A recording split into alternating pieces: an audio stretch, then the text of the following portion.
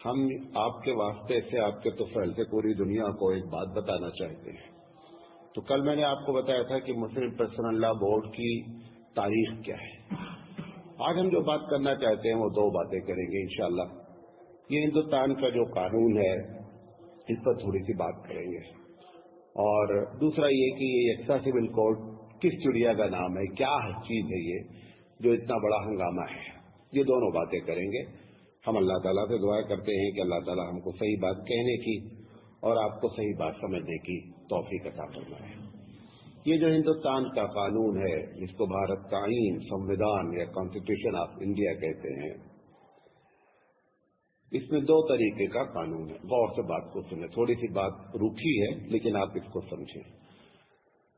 اس میں 12 چیپٹر ایسے ہیں جن کو شیڈول کہا جاتا ہے۔ کیا کہا جاتا ہے؟ شیڈول کہا جاتا ہے۔ تقریباً 100 پیج پر یہ 12 شیڈول ہیں۔ اس میں ہر اسٹیٹ کے الگ الگ کیا کیا پاور ہوں گے، کیسے اسٹیٹ رن کرے گا، اس پر ایک گفتگو ہے۔ اس کے علاوہ اس میں 395 جو ہے پوائنٹ ہیں، جس کو وہ اپنی زبان میں دفعہ کہتے ہیں، ایکٹ کہتے ہیں، دھارا کہا جاتا ہے۔ تو وہ آپ کہہ لیجیے کہ 395 ایسی دھارائیں ہیں، ایسے پوائنٹ ہیں جس کے تحت ملک کو چلانا ہے۔ اس 395 دھارا کو 22 الگ الگ چیپٹر میں تقسیم کیا گیا ہے۔ وہ 22 چیپٹرز میں کچھ تو قانون ہے، مطلب آپ کو کرنا ہی کرنا ہے، یہی قانون ہے، اور اس میں ایک حصہ ایسا ہے جو حکومت کو مشورہ دیا جا رہا ہے کہ آپ کوشش کریں ایسا کام ہو، لیکن وہ قانون نہیں ہے۔ تو اس میں جو چیپٹر 3 ہے اس میں جس ہو جائے وہ بنیادی حقوق، فنڈامنٹل رائٹس کیا ہیں، اس کو آپ آگے پیچھے نہیں کر سکتے، ہر حال میں وہ قانون ہے۔ لیکن چیپٹر نمبر 4 جو لکھا ہوا ہے، جس کو ہم اپنی زبان میں رہنما اصول کہتے ہیں، وہ لوگ کہتے ہیں کہ یہ ایک مشورہ ہے کہ ایسا کوشش کرے کہ اس طریقے سے ہندوستان رن کرے۔ تو اس طریقے سے ٹوٹل ملا کر کے یہ اگر آپ دیکھیں تو تقریباً 400 ساڑھے 400 صفحے کی کتاب ہے۔ دنیا کے جو بڑے بڑے ماہرین ہیں قانون کے، وہ کہتے ہیں کہ جتنا ملک اچھا ہوگا اتنا قانون چھوٹا ہوگا۔ جتنا آپ قانون کو بڑھاتے جائیں گے اتنا قانون میں زیادہ سے زیادہ پیچیدگی کیا ہوتی جائے گی۔ آپ کم بولیں گے تو آپ کم غلطی کریں گے، زیادہ بولیں گے تو کیا کریں گے، زیادہ غلطی ہوگی۔ تو اگر آپ 10 منٹ بات کریں تو چانسز کیا ہیں کہ کم اگر کوئی سامنے پڑھا لکھا بیٹھا ہوگا تو آپ کی غلطیاں کم پکڑے گا، لیکن اگر آپ 2 گھنٹہ بات کریں گے تو کیا نکلے گا، تو بہت سی غلطیاں ہوں گی۔ تو ان کا کہنا یہ ہے ماہر قانون کا کہ یہ اتنا لمبا جو قانون بنایا گیا تو اس میں زبردست غلطیاں لوگوں نے کی۔ غلطیاں کی اس کی دلیل کیا ہے؟ 1949 سے 1947 سے اب تک 2016 ستمبر تک، یہ اکتوبر چل رہا نا، ستمبر تک 101 مرتبہ ہم اپنے بنائے ہوئے قانون کو تبدیل کر چکے ہیں۔ 101 مرتبہ اب تک تبدیلی اس کے اندر کیا ہے، ہو چکی ہے۔ اور بہت سے ایسے بھی قانون ہیں جن کو کمپلیٹ کیا کر دیا گیا ہے، ختم کر دیا گیا ہے۔ یہ امریکہ اتنا بڑا ملک ہے اور اپنے آپ کو ترقی یافتہ کہتا ہے، اس کے سارے قانون کی ورڈنگ اگر گنی جائے کہ کتنے ورڈ میں پورے ملک کا قانون ہے تو وہ 7,000 ورڈ پر پوری بک کیا ہے ڈپینڈ ہے۔ ہم اگر اپنے قانون کو گنیں تو تقریباً 1.25 لاکھ ورڈ پر ہمارا قانون ڈپینڈ کرتا ہے۔ حالانکہ وہ اپنے آپ کو ترقی یافتہ کہتا ہے اور ہم یہ کہتے رہتے ہیں کہ ہمارا قانون دنیا کا، یہ تو ایک جملہ بولتے ہیں، ہمارا قانون دنیا سے سب سے اچھا قانون ہے، یہ جملہ سب لوگ بولتے ہیں، لیکن ہم 1.25 لاکھ لفظ استعمال کرتے ہیں اپنے پورے قانون کے لیے، اور وہ 7,000 لفظ میں اپنا، اس سے بھی چھوٹا اور اچھا قانون جو ہے جاپان کا ہے، جو 7,000 سے بھی کم میں پورے اپنے دیش کو چلاتا ہے۔ اور جو ملک جیسے ہی مطلب چھوٹے ہوتے ہیں یا غیر ترقی یافتہ ہوتے ہیں تو ان کے یہاں اسی قسم کی پرابلم ہوتی ہے. نائجیریا کے بارے میں لکھا ہوا ہے کہ ان کے قانون 5 لاکھ لفظوں پر مشتمل ہیں. یعنی ہمارے قانون کے مقابلے میں 5 گنا تقریباً کیا ہے وہ زیادہ ہے. تو ہماری اگر 400 صفحے کی بک ہے تو ان کی جو ہے نا 2000 صفحے پر مشتمل بک ہے.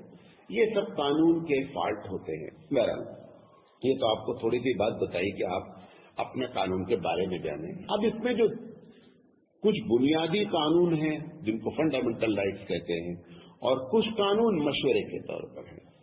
یہ مشورے کے طور پہ جو قانون بنایا گیا تو 1946 سے لے کر کے 1949 تک ڈاکٹر راجندر پرساد صاحب کی صدارت میں پورا قانون کیا ہوا بنا. حالانکہ ڈاکٹر راجندر پرساد نے خود اس بات کو تسلیم کیا کہ ہمارا جو قانون اتنا لمبا ہو گیا یہ اتنا لمبا ہونا نہیں چاہیے کیونکہ اچھے قانون کو اتنا لمبا ہونا نہیں چاہیے. بہرحال انہوں نے یہ کمنٹ تو کیا لیکن اس پر انہی کی سب سے پہلے دستخط ہے. کس کی؟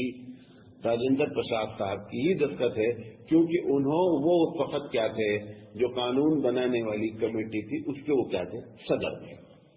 بہرحال اب جو پرابلم آ رہی ہے کیا پرابلم ہو رہی ہے قانون میں ایسی بات آ گئی ہے کہ مسلمان اتنا پریشان ہیں. اس میں یکساں سول کوڈ ہے. یہ یکساں سول کوڈ اگر آپ اس کو سمجھنا چاہیں تو ایک لفظ میں ہے کہ ہندوستان کے قانون ایک کرمنل کہلاتے ہیں ایک سول کہلاتے ہیں. پورے قانون کو اگر آپ بانٹیں گے تو ایک سول کہلاتا ہے ایک کرمنل کہلاتا ہے. کرمنل میں سزائیں کیسے دی جائیں گی کس چیز کی کیا سزا ہوگی جرائم کے لحاظ سے وہ بات کی جاتی ہے. یہ جو سول کہلاتا ہے اس میں سب کچھ داخل ہے کہ آپ تجارت میں اگر پرابلم ہوگی قرضہ کسی نے لے لیا نہیں دے رہا ہے تو سزا کتنے دن کی ہوگی. ایک آدمی بینک سے پیسہ لیا ہے خود جو بیچارہ دیوالیہ ہو گیا ہے تو ایسے دنیا بھر کے قانون ہیں. تو گویا کہ وہ سول لفظ استعمال ہوتا ہے اور جو ہے وہ دوسرا والا جو ہے وہ کرمنل استعمال ہوتا ہے. یہ جو یکساں سول کوڈ کہتے ہیں یہ قانون کیا ہے؟ یہ قانون یہ ہے کہ پورے ہندوستان کے لوگوں کو ایک قانون کے تحت ہر معاملے میں زندگی گزارنا چاہیے. یہ جو آپ کو بتایا کہ چوتھا جو اس کا چیپٹر ہے اس کی دفعہ نمبر 44 پہ یہ لکھا ہوا ہے. کیا لکھا ہوا ہے کہ جتنے بھی بھارتی سرکار ہے چھوٹے چھوٹے اسٹیٹ بڑے بڑے اسٹیٹ جو بھی ہیں وہ یہ کوشش کریں گے کہ سارے بھارتیوں کو ایک قانون کے تحت لایا جائے جس میں شادی بیاہ وراثت سب کا ایک قانون بن جائے اور اسی قانون کے تحت سارے بھارتی لوگ زندگی گزارے. اسی کا نام یکساں سول کوڈ ہے. ہمارا یہ کہنا اچھا اسی 4 چیپٹر میں جس میں یہ لکھا ہوا ہے یہ مشورہ ہے حکم نہیں ہے قانون نہیں ہے مشورہ ہے. اسی میں ایکٹ نمبر 37 یعنی پوائنٹ نمبر 37 میں لکھا ہوا ہے کہ یہ جتنے قانون چیپٹر 4 میں لکھے جا رہے ہیں اس کو حکومت کوشش کرے گی عدالت کو یہ اختیار نہیں ہوگا کہ اس کو اس پر فیصلہ کر دے کہ صاحب یہ قانون لکھا ہوا ہے لہذا میں یہ فیصلہ کرتا ہوں. یہ عدالت کو اختیار نہیں ہے. عدالت مشورہ دے گی. کبھی کبھی آپ دیکھیں نا سپریم کورٹ ہندوستان سے پوچھتا ہے کہ آپ ایسا کیوں کر رہے ہیں. سرکار سے کون سب جواب دہی کرتا ہے؟ سپریم کورٹ جواب دہی کرتی ہے. وہ سپریم کورٹ معلوم کس معاملے میں جواب دہی کرتی ہے؟ اسی مسئلے میں جواب دہی کرتی ہے جس میں مشورہ دیا گیا ہے کیسا کرنا چاہیے. تو پوچھتی رہتی ہے آپ ایسا کر رہے ہیں یا نہیں کر رہے ہیں لیکن اس کو یہ اختیار نہیں ہوتا ہے کہ آپ نہیں کر رہے ہیں تو سپریم کورٹ سرکار کو سزا دے دے گی. ایسا سپریم کورٹ کو اختیار نہیں ہے.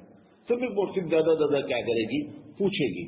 اب جیسے اسی چوتھے چیپٹر میں لکھا ہوا ہے کہ جس دن سے یہ قانون بنے گا جس دن سے وہ 44 نمبر میں لکھا ہے کہ سارے لوگوں کے لیے کوشش کی جائے قانون کے تحت زندگی گزاریں اور اسی 45 نمبر میں لکھا ہوا ہے کہ 10 سال کے اندر جب سے قانون بن رہا ہے اگر آپ اس کو 54 سے لاگو سمجھیں تو سن 64 تک قانون والے لکھ رہے ہیں کہ 10 سال کے اندر جتنے بھی بچے پیدا ہوں ہندوستان میں یا جو لوگ بھی ہیں ان کی عمر اگر 14 سال سے اندر ہے تو چاہیے کہ ان سب کو تعلیم فری ہونی چاہیے. حالانکہ آج بھی فری نہیں ہو پائی.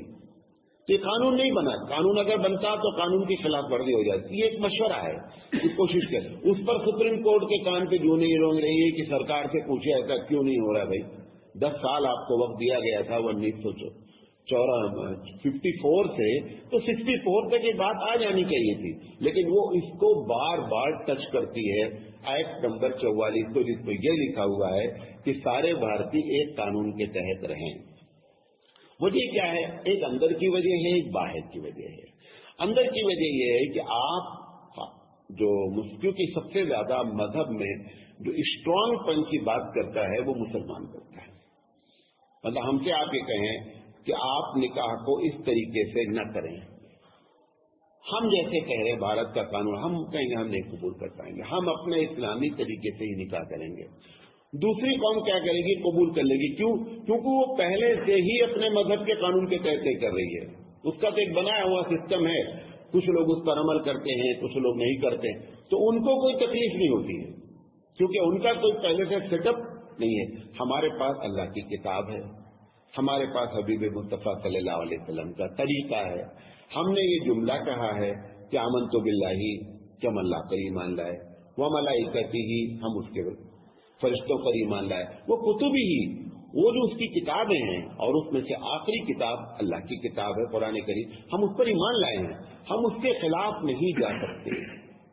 اگر ہم جانا بھی چاہیں تو ہمارے بس میں نہیں ہے. اور جیسے ہی آپ اس کتاب کے خلاف جائیں گے, فوراً آپ ایمان سے کیا ہو جائیں گے؟ خارج ہو جائیں گے. تو یہ جو یکساں سول کوڈ کی دھارا نمبر 44 ہے, اس میں یہ لکھا ہوا ہے کہ کوشش کی جائے کہ سارے بھارتی ایک قانون کے تحت ہو. یعنی جیسے کہ چور کی سزا کیا ہو, ہم ماننے کے لیے تیار ہی ہیں پہلے سے. ہندوستان تجارت کیسی, اس کو مانیں. ہم صرف 3 ہی مسئلے میں اپنے قانون پر عمل کر پا رہے ہیں. ابھی 97 پر ہم آلریڈی بھارتی قانون پر ہیں. صرف 3 ہی چیز ہے کہ نکاح جب ہم کریں گے تو ہم اپنے قانون کے تحت کریں گے. طلاق کا جب مسئلہ آئے گا تو ہم اللہ رسول کے تحت کام کریں گے. جب وراثت تقسیم کرنی ہوگی تو ہم اللہ رسول کے تحت کریں گے. ان 3 میں دونوں پارٹی کون ہے؟ مسلم ہے. ہم نکاح جس سے کریں گے سامنے والا بھی مسلم ہے. تو اس میں آپ کو ہم انٹرفیئر کرنے کی کیا بات ہے؟ نہ قانون کہتا ہے, یہ قانون نے تو مشورہ دیا ہے. اچھا, اب مزے کی بات جو ہے آپ دیکھیے کہ اسی دھارا جو 395 دھارائیں ہیں, اس میں دھارا نمبر 25, ایکٹ نمبر 25 میں یہ لکھا ہوا ہے کہ ہر بھارتی کو اپنے مذہب پر پورا عمل کرنے کا اختیار ہے. یہ قانون ہے بنیادی. اور وہ قانون کیا ہے؟ ریکویسٹ ہے. جو بنیادی قانون ہوگا وہ ریکویسٹ والے پر ہمیشہ کیا ہوگا؟ بھاری ہوگا. یہ چیپٹر نمبر 3 میں یہ لکھا ہوا ہے دھارا نمبر 25 میں کہ ہر بھارتی کو اپنے مذہب کے تحت زندگی گزارنے کا پورا اختیار ہوگا اور اپنے مذہب کی تبلیغ کا بھی پورا اختیار ہوگا. اس پر کسی قسم کی کوئی رکاوٹ پیدا نہیں کی جا سکتی. اب سوال یہ کہ ایک طرف تو تم یہ کہہ رہے ہو کہ ہر بھارتی کو اپنے مذہب کے تحت زندگی گزارنے کا, ہم اپنے تحت قرآن حدیث کے تحت اگر نکاح, طلاق اور وراثت کرنا چاہتے ہیں تو آپ دھارا نمبر 44 جو کہ دھارا نمبر 25 کے نیچے ہے, وہ چونکہ ایک ریکویسٹ ہے, وہ آپ لا کر کے ہمارے اوپر تھوپ رہے ہیں اور کہہ رہے ہیں نہیں سارے بھارتی کو ایک قانون کے تحت ہونا چاہیے. دوسری بات یہ جو یکساں سول کوڈ کے بارے میں بات کہی جا رہی ہے, ایک بڑی حیرت کی بات ہے کہ یکساں سول کوڈ کا ابھی تک یہ نہیں بتایا گیا ہے, نہ تو سمویدھان میں بتایا گیا ہے اور نہ جو اعلان کر رہا ہے کہ یکساں سول کوڈ لاگو ہونا چاہیے اس نے بتایا ہے. اس کی ڈرافٹنگ تک ابھی تک تیار نہیں ہے کہ کس لحاظ سے یکساں سول کوڈ ہوگا. اور رہی یہ بات کہ جو سمویدھان 395 جس میں انوچھید ہیں, جس کو ہم آرٹیکل بھی کہتے ہیں اور جس کو دفعہ کہتے ہیں, وہ 395 میں جس انوچھید اور جس آرٹیکل یا جس دفعہ کے تحت جس 44 نمبر جو کہلاتی ہے, وہ ایک رہنما اصول ہے، مشورہ دیا گیا جیسا کہ میں نے آپ کو بتایا، لیکن اس کے باوجود بھی اس کو قانونی شکل دینا ہے تو ڈرافٹنگ پہلے ہونی چاہیے، لوگوں سے مشورہ ہونا چاہیے، اور اگر سب لوگ ایک بات پر اتفاق کر جائیں تو پھر یکساں سے بل کو نافذ کر دینا چاہیے، اور یہ دیکھنا چاہیے کہ اس سے نقصان کیا ہے۔ مطلب کوئی آدمی اگر اپنے دھرم کے مطابق نکاح، شادی، بیاہ، وراثت، 12 ہی مسئلے ہیں مسلمانوں کے، بقیہ کے مجھے نہیں معلوم ہے، کل ٹوٹل 12 مسئلے ہیں جس میں بنیادی طور پہ 4 ہی مسئلے ہیں، اور وہ ہے وراثت ہے، نکاح ہے، طلاق ہے، اور کیا کہتے ہیں ہبہ کہہ لیجئے۔ اسی کے کو اور زیادہ ایکسپلین کرتے ہیں تو اس میں 12 مسائل آ جاتے ہیں، سمجھے نہیں، رضاعت کا مسئلہ آ جاتا ہے، حضانت کا مسئلہ آ جاتا ہے، اور پیسہ کتنا دیا جائے گا، یعنی عدت کے موقع پر عدت کا، وہ سب ملا کر کے 12 ٹوٹل مسئلے ہوتے ہیں۔ تو اس لیے جو ہے اگر وہ آدمی عمل کرتا ہے تو اس پہ نقصان کس کا ہے، اس پر توجہ دلائی جائے تو ہو سکتا ہے کہ سامنے والا بات سمجھ میں آ جائے، لیکن نہ ڈرافٹنگ ہے، نہ بتایا جا رہا ہے، محض ایک جو ہے وہ پریشان کن حالات میں لوگوں کو کھڑا کر دیا گیا ہے، تو لہذا اس سے بچنا چاہیے۔ اور آخری بات اس تقریر میں، کیونکہ یہ تقریر جو ہے وہ حقیقت میں پرانی تقریر ہے، تو اس میں سمجھانے کے لیے کہیں پر جو ہے وہ انوچھید کو دھارا کہہ دیا گیا ہے اور آرٹیکل کو ایکٹ کہہ دیا گیا ہے، تو یہ محض سمجھانے کے لیے کہا گیا ہے، ورنہ حقیقت میں اصطلاحی زبان میں جو ہے وہ ہندی میں انوچھید کہلاتا ہے، اور انگلش میں آرٹیکل کہلاتا ہے، اور اردو میں دفعات کہلاتے ہیں۔ تو یہ بات بھی سامنے رکھیں تو مسئلے کو حل کیا جا سکتا ہے۔ اب یہ جو ایکسٹرا سول کوڈ ہے، یہ تو یہ سمجھ گئے نا کہ ایکسٹرا سول کوڈ کا مطلب کہ سارے لوگ جو بھی اپنے آپ کو انڈین کہلاتے ہیں ان کو ایک قانون کے تحت زندگی گزارنے کا قانون بنا دیا۔ وہ ہے کیا، وہ ابھی نہیں آیا ہے، وہ ابھی بنایا کیا جائے گا، وہ کچھ بھی نہیں آیا ہوا ہے۔ یہ تو صرف آپ سے آئیڈیا لیا جا رہا ہے کہ آپ کی ایمانی حرارت کتنی ہے، دیکھیں اس پر ریئیکشن کتنا ہوتا ہے۔ اگر ریئیکشن زیادہ ہو جائے گا تو کب یہ معاملہ ایسے اٹھا اور کب سرکار ہم کو ٹیسٹ کی، آپ کو مختصر بات وہی بتاتا ہوں۔ یہ اصل میں 1928 میں سب سے ابھی ہندوستان آزاد نہیں ہوا تھا، 1928 میں ایک رپورٹ بنی تھی جس کا نام تھا نہرو ایکٹ۔ کیا تھا؟ نہرو کے زمانے میں یہ رپورٹ بنائی گئی کہ جب بھارت آزاد ہو جائے گا، ان کو اندازہ لگنے لگا تھا کہ اب انگریز یہاں سے چھوڑ کر جانے والے ہیں، جب یہ ہندوستان آزاد ہو جائے گا تو ایکسٹرا سول کوڈ ہم لگائیں گے، یہ کہہ کر کے وہ پبلک کا سپورٹ لینا چاہتے تھے، کیونکہ یہاں پر مسلمان سے زیادہ دوسرے لوگ تھے، لہذا انہوں نے یہ اپنی پہلی بات لوگوں کو اٹریکٹ کرنے کے لیے بنانے کے ساتھ ساتھ انہوں نے انگریزوں کو یہ جا کر کے پیش کیا کہ ہم یہ کہتے ہیں کہ سارے بھارتی لوگوں کا ایک ہی قانون ہو جائے۔ یہ سب سے پہلے کب اٹھایا گیا معاملہ؟ 1928 میں۔ جب یہ اٹھا تو انگریزوں نے کہا کہ یہ ممکن نہیں ہے، یعنی انگریز جو ہم کو غلام بنائے ہوئے وہ بھی یہ سمجھ رہا ہے کہ ہم ایسا کر نہیں سکتے۔ اس نے نہرو کے اس مشورے پر کہا کہ ہم ایسا کیسے کر سکتے ہیں کہ اس دیش میں اتنے ملک الگ الگ لوگ مذہب کے رہنے والے ہیں، میں یہ کیسے کہہ سکتا ہوں کہ سب لوگ ایک قانون کے تحت نکاح کرو، شادی کرو، بیاہ کرو، ہر ایک کا اپنا اپنا طریقہ ہے، رسم و رواج ہیں، لہذا ہم آپ کے اس مشورے کو قبول نہیں کرتے۔ رد کر دیا گیا۔ اچھا، جب رد کر دیا گیا اس کے بعد 1939 میں لاہور میں پھر کانگریس نے اس پر ایک اجلاس کیا کہ یہ جو ہم لوگ سوچ رہے ہیں کہ سارے دیش واسیوں کو جب ہندوستان آزاد ہو جائے گا ایک قانون کے تحت لائیں، تو کیا یہ بتانے سے کیا لوگ ہماری طرف زیادہ متوجہ ہوں گے، زیادہ ہمارے نمبر بڑھ جائیں گے؟ تو 1939 میں لاہور میں جب یہ بات ہوئی تو اس میں ان لوگوں نے کہ اکثر جو لوگ تھے ان لوگوں نے یہ کہا کہ نہیں صاحب یہ قانون جو ہے صحیح نہیں ہے۔ کیوں؟ 1928 میں ٹھوکر کھا چکے تھے، اور اس وقت 1928 میں جو علماء موجود تھے انہوں نے بھی زبردست اس کی مخالفت کی تھی، نہرو کی اس رپورٹ کی کہ آپ کیا بات کر رہے ہیں۔ خیر انگریزوں نے جب اس کو لاگو ہی نہیں کیا تو مسلمان علماء کیا ہو گئے، خاموش ہو گئے کہ چلو قانون نہیں بنا۔ اس کے بعد 1954 میں جب نہرو پرائم منسٹر تھے तो नेहरू के सामने फिर, क्योंकि तुम तो पहले ही कह चुके थे, तो इनके सामने ये बात आई कि साहब एकता सिविल कोड के बारे में बात की जाए। तो नेहरू ने कहा कि ये वक्त जो है ना वो मुनासिब वक्त नहीं है। ये नहीं कहा कि एकता सिविल कोड गलत चीज है, उन्होंने कहा कि मैं अभी इस काम को करने की पोजीशन में नहीं हूं, देखा होगा सिचुएशन क्या है, मुसलमान इस पर कितना एक्शन लेंगे। उसके बाद इंदिरा गांधी के जमाने में, नरसिम्हा राव के जमाने में ये सारी तहरीकें उठती रही, लेकिन इन लोगों ने हमेशा इस बात को समझा कि नहीं साहब, हिंदुस्तान जैसे मुल्क के लिए अभी ये मुनासिब वक्त नहीं है। तो 1954 में भी हुआ, मामला आकर के फंसा 1985 में, 1985 में फंसा। एक औरत है, उसका नाम है शाहबानो। क्या नाम है? शाहबानो। शाहबानो ने अपने केस किया मोहम्मद अहमद, जो उनके शौहर थे, उनके ऊपर केस ये किया उसने कि हिंदुस्तान का कानून आज भी ये है कि अगर किसी आदमी ने अपनी बीवी को छोड़ दिया, मतलब तलाक दे दी, और वो बीवी दूसरी शादी नहीं कर रही है, तो जब तक उसका इंतकाल नहीं होता है या वो दूसरी शादी नहीं करती है, पहले शौहर की जिम्मेदारी है कि उसका खर्चा बर्दाश्त करे। ये कानून किसका है? हिंदुस्तानी। इस्लामी कानून क्या है?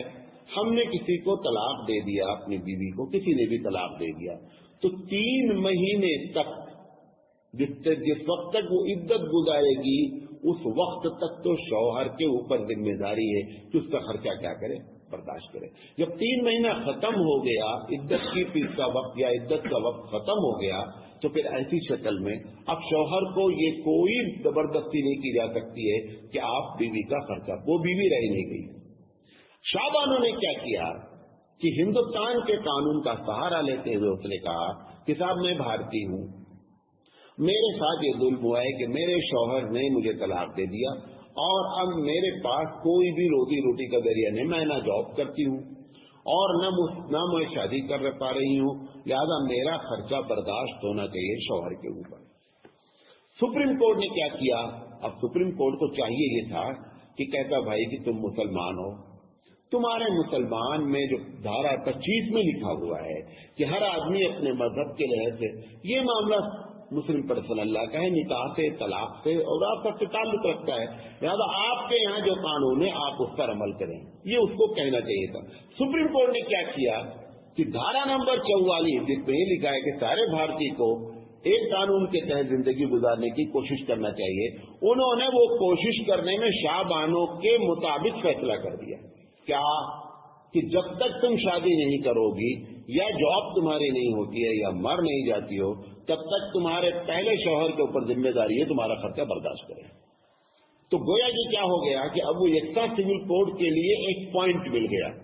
राजीव गांधी उस वक्त जो है हिंदुस्तान के वजीर आजम थे, मुस्लिम पर्सन अल्लाह ने उनके सामने जाकर के इस मसले को रखा कि अगर आप इस पर नहीं बात सुनते हैं तो हम पूरे हिंदुस्तानी सतह पर मुसलमान जो है ना बड़े पैमाने पर एहतजाज करेंगे। सर राजीव गांधी ने नजाकत को समझ लिया और राजीव गांधी ने नजाकत को समझ करके इसके खिलाफ बिल पास किया और ये कहा कि नहीं, शाहबानो केस में जो सुप्रीम कोर्ट ने फैसला किया है ये उसके अख्तियार से बाहर की बात है।